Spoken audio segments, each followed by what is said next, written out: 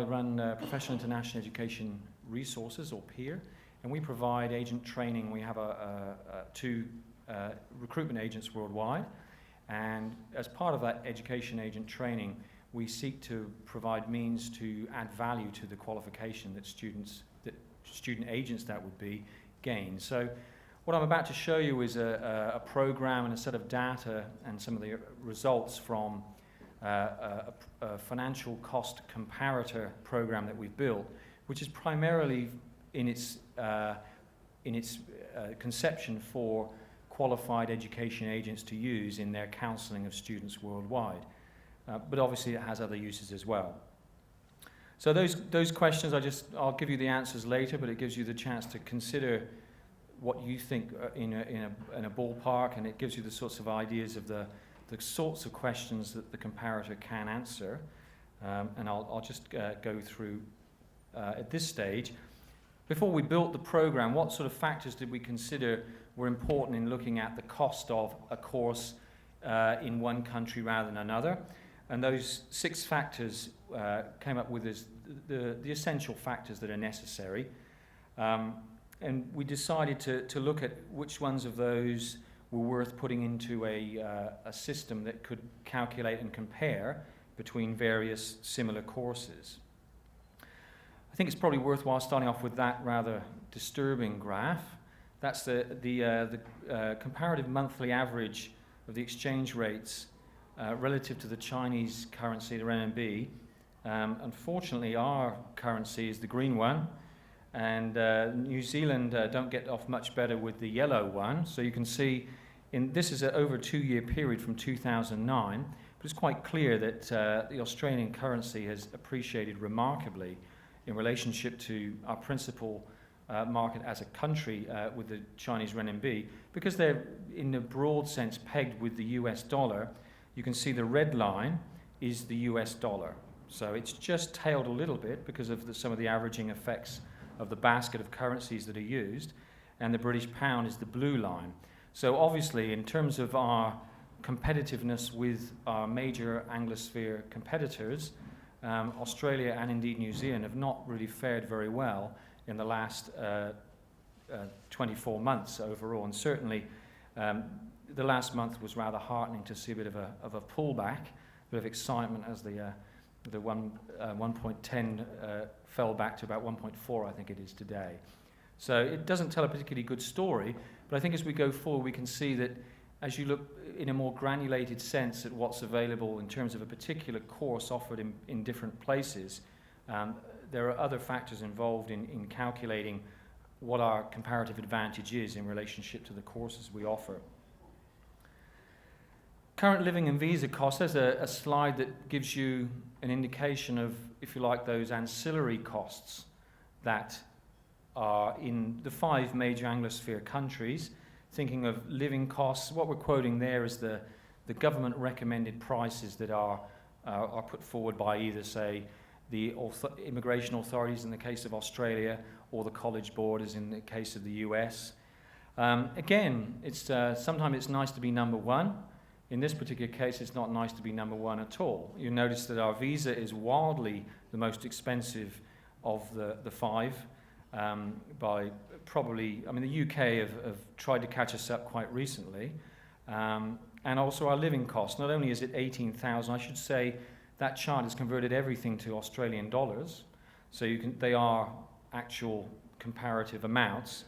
And not only do we require of our students $18,000, we also require, as you'll be aware, in terms of the assessment level of where a country comes from, if it's in a level 3 or level 4 country, up to 3 or 4 years, well, 3 years of that as a multiplier on top of their tuition fees. So we're certainly number one in terms of what we expect to see in relationship to living and costs and visa costs. Who needs to know comparative information? Well, obviously on one level, yourselves as practitioners, institutions want to know at what point, what price point to put their courses, where they fit. It's not necessarily always the case that we want to be the cheapest. I think that's quite clear when we reflect in buying any product or service. We often choose something on the basis of its quality being denoted by the price, the sticker price. We all know the tale of the TV that was sold for $70 that stayed there for 3 years, and then when it's put up to $700, it goes out in the morning. And it's the same in some senses with education, that a lot of organizations, especially if you like at the higher end, if I can use that terminology, are not seeking to be the cheapest. They're actually seeking to be the most expensive. Because in my experience as well, in dealing with a number of agents, it's not uncommon for people to come into an agency and actually ask, I'd like my son to study arts, for example. What is the most expensive course in Australia? And my son, only with the best for my son, I want them to go to the most expensive one. So it's often a decision we have to take as practitioners as to where we want to fit. Of course, there's geographical concerns. There's an expectation, and certainly in the Australian environment, that if we're in Sydney or Melbourne, we can charge more. There's that understanding or perception, at least, that it can command a higher price because they're larger cities than, say, Brisbane or Perth, or continuing on, Cairns or Wollongong, or if you like, smaller destinations. So there are a number of aspects of setting our prices and understanding. As I said initially, the program itself was put together for student counsellors and education agents to provide clear advice to students in relationship to their pathways. What we've had to do is assume that although the visa costs and the health insurance costs are not negligible in real terms, if you package them together in relationship to the course of study, and they are negligible when you look at tuition and living expenses themselves, and that work opportunities are intangible. You can't really work with how many hours a student may or may not be allowed to work in a country alongside their studies.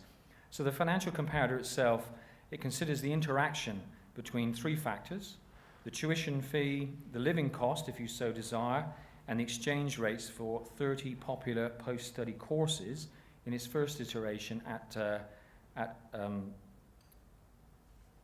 this level, at bachelor, master's, diploma, and foundation level. So what we've done is we've chosen these, if you like, common courses. And I say common, they're the most popular courses that international students select to take, and we've trawled through the internet to choose selected courses around the world to compare those. I'll talk about this a little bit later, but obviously in different countries, in the different countries that we'll look at, the avenue to go towards, say, economics is not the same. So, for example, in this country, if someone would like to be an economist, they would probably undertake a Bachelor of Economics. If you were in the UK, you would undertake a Bachelor of Science, majoring in economics. So what we've had to do is to make choices on the basis of the career path that is led to. It's not directly a Bachelor of Economics necessarily against a Bachelor of Economics in another country, because in the UK, for example, there is no such thing as a Bachelor of Economics. It doesn't exist. But obviously there are economists, and there are people who are training to be that.